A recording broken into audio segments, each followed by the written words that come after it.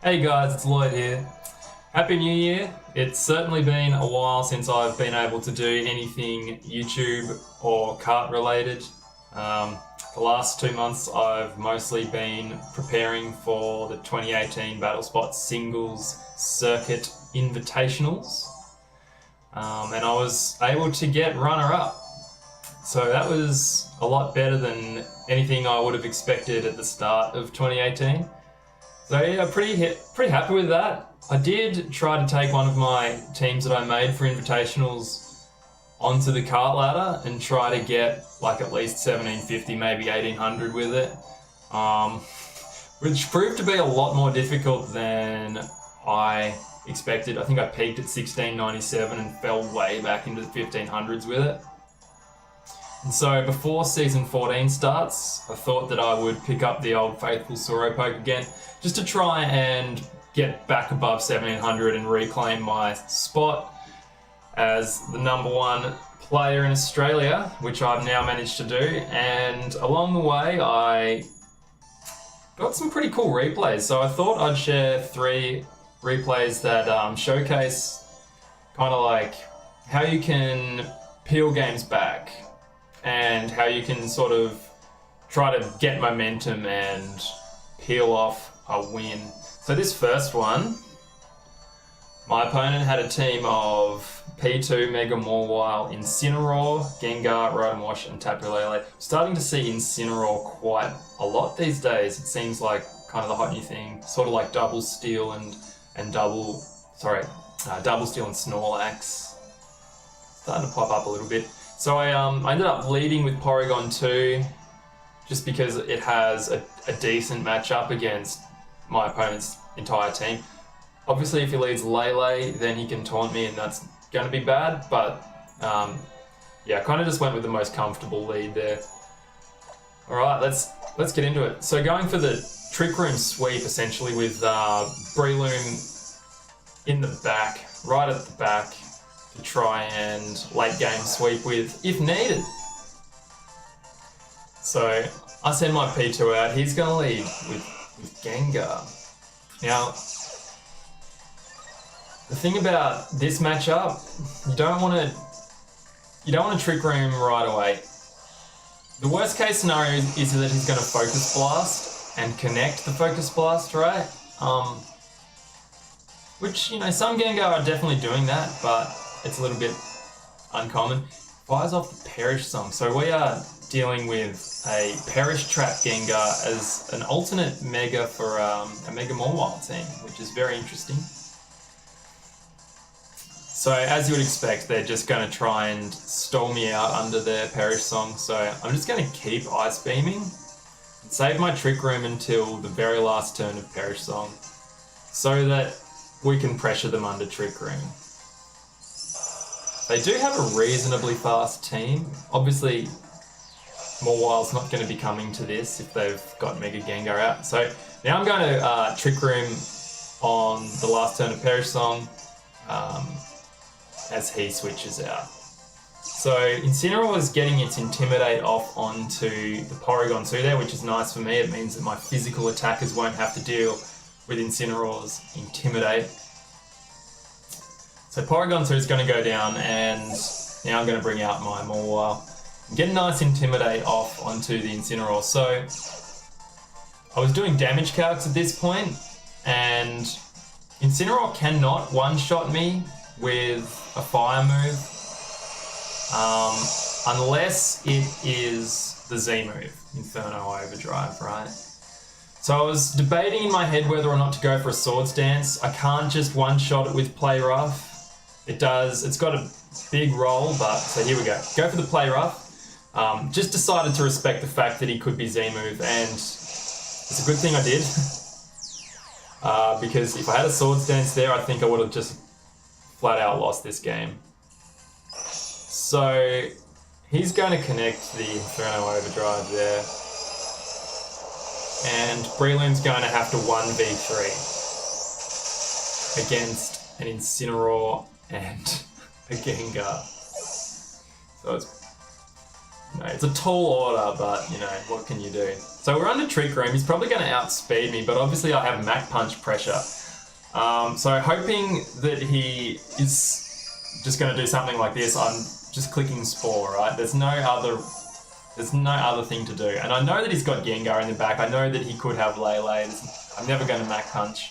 But thankfully he was scared of the Mach Punch and got out of there.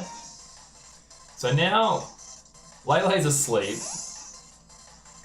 And he's going to bring Incineroar back out. He will be faster under the Trick Room, probably. I mean, he did tank that Play Rough for a more while, but I'm going for Swords Dance while Lele's sleeping. That's what I'm going to do.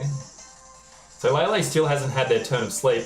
Incineroar can't fake out. Trick Room ends, and I'm going to outspeed now, which is really nice.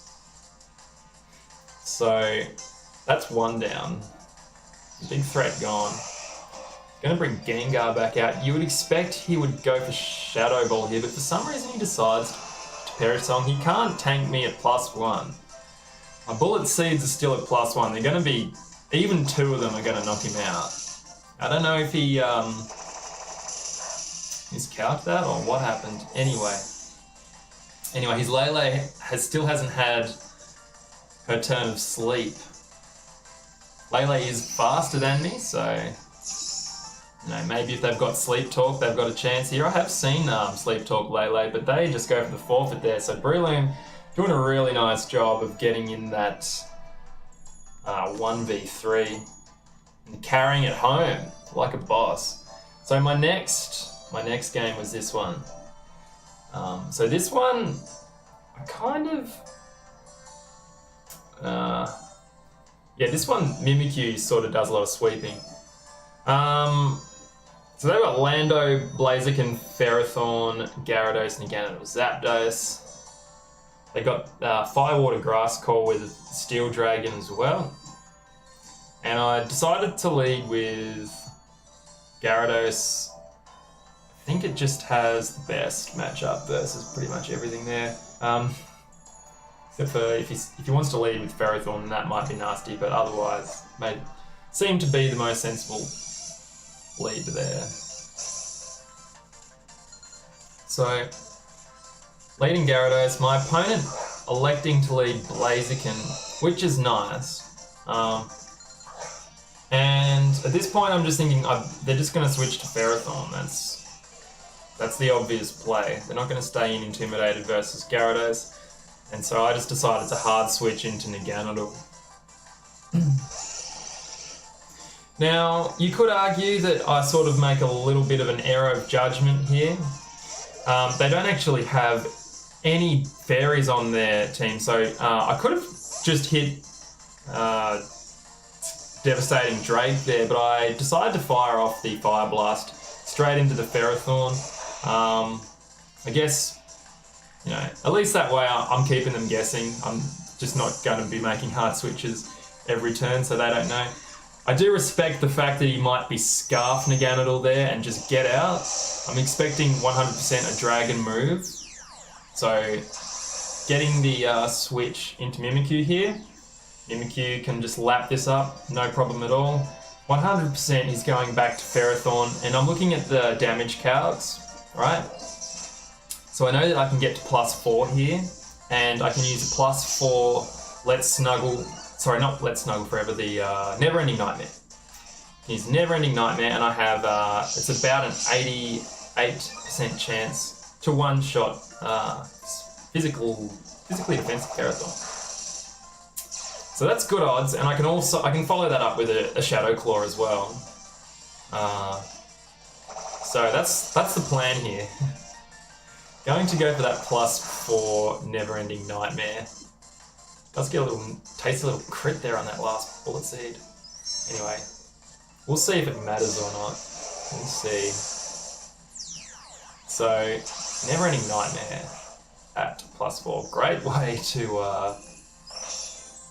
to fight Ferrothorn.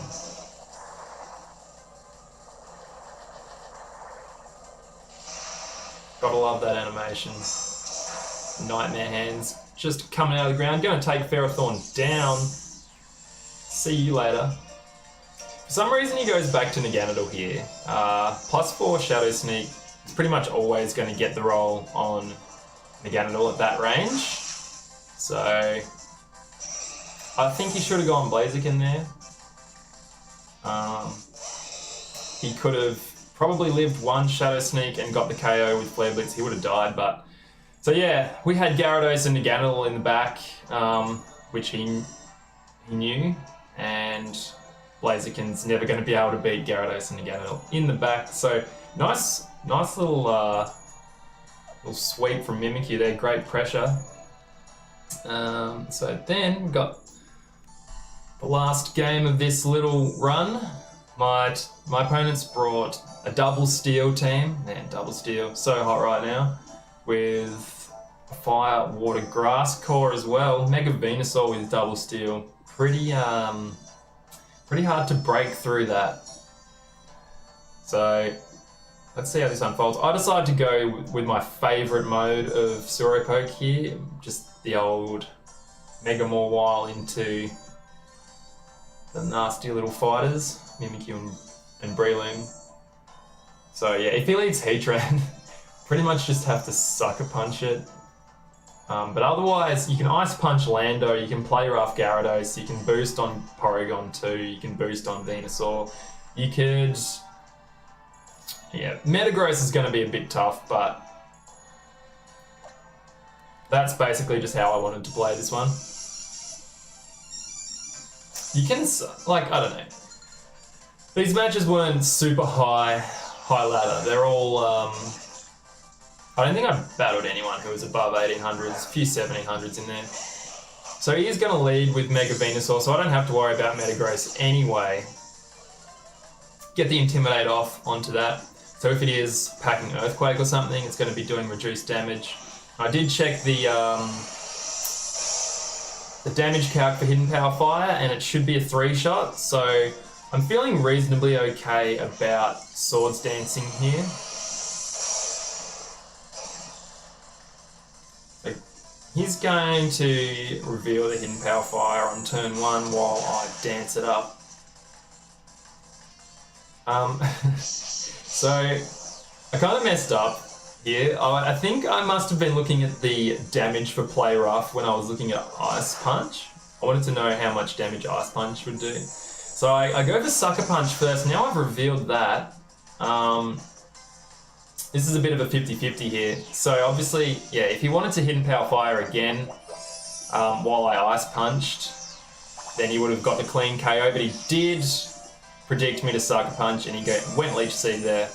So I got that roll, I got that read wrong, but here I'm going to go for Ice Punch, thinking that he's probably going to Synthesis, and I know that I'm going to die to Leech Seed, so that's fine. I'm going to get him... My theory was that I was going to get him into Never-Ending Nightmare range, and I think maybe I just bug it up because I didn't anticipate the little bit of the Leech Seed tick there. So I think if it wasn't for Leech Seed, he would have been in Never-Ending Nightmare range, but I should have Swords Danced here. If I'd have Swords Danced, I would have been in a much better position to win the game. I would have had big Shadow Sneak pressure on all of the threats yet to come in. And I would have been able to hit, if he's got Porygon 2 in the back, I can hit that with a +2 Play Rough. So that would have been really nice stuff. Anyway, missed the roll there. I reckon that is really, maybe it was outside of Leech Seed range. Anyway, he gets another really nice read here. Sends in his Porygon 2 on my obvious Shadow Sneak. Oh, sorry, yeah, Shadow Claw. I could have played rough there, I suppose. I actually don't know if it would have got the KO though, because I was unboosted. So it's going to hit me with a Discharge, gets a nice crit. I'm now at +2. If he's got Foul Play, he's obviously going to be knocking me out, but we do get some valuable chip onto Mimikyu there, and now it's, once again, I've got Breloom versus the world. Breloom got a solo, 1v3 again. taking one for the team. Porygon 2 going to pick up that Technician boost. I don't think it has any moves that actually get anything from it. So I went Swords Dance because like I wanted to Spore, but obviously if he brought Venusaur back in, I was worried about being outside of Mach Punch range. So I'm going to Spore now though. I can Spore now, which is good. He can't switch Venusaur back in now. And I'm looking at his team and I'm thinking, right, so I can dance again. I probably should have danced here because, watch this, I'm outside of Mach Punch range. So, lucky, I should have danced there. Like, if he's got Lando in the back, if it's like slow Rocky Helmet, another Swords Dance would have helped me to beat that. But I'm just hoping and praying. Now I'm at +2. I'm just really, really hoping he's got Heatran in the back. Really hoping for that Heatran. Anyway, we see Venusaur. We can always use Spore on Landorus if he's got it. Going to finish that off. I was really happy to see Venusaur. I was thinking like the only reason that you would send Venusaur out here is if you've got Heatran in the back, and he does. So as long as this isn't Sash, then Breloom's going to do it. He's going to pick up that 1v3 like a little boss. Like the little boss that he is. So yeah, those were some of my little highlight games from the last 3 days, I guess, of laddering.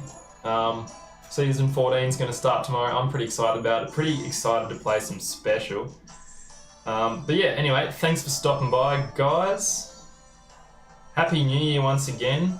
Hopefully it'll be a good one for all of the streaming stuff, all the Pleb to Pro stuff. And I'll see you again soon. I'll catch you next time on the journey from Pleb to Pro.